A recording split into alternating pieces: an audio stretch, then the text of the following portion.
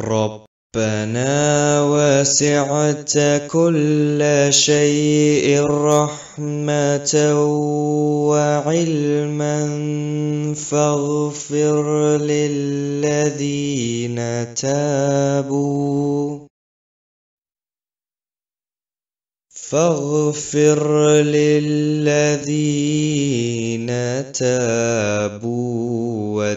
واتبعوا سبيلك وقهم عذاب الجحيم.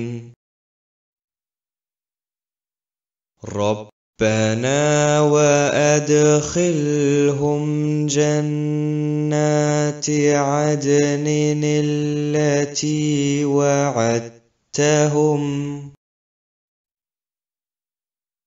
ومن صلح من آبائهم وأزواجهم وذرياتهم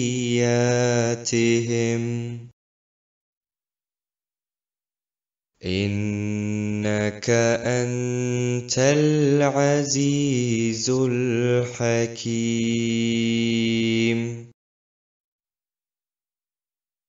وقهم السيئات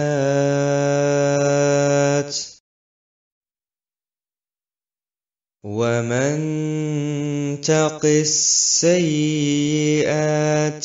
يومئذ فقد رحمته وذلك هو الفوز العظيم.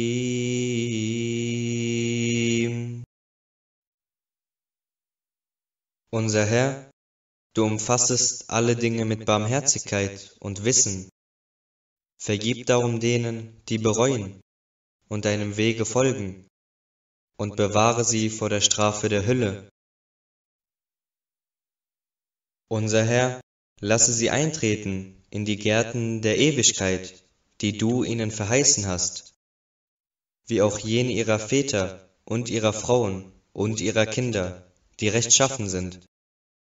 Gewiss, du bist der Allmächtige, der Allweise.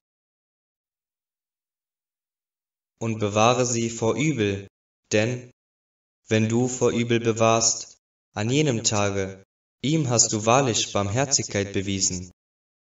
Und das ist die höchste Glückseligkeit.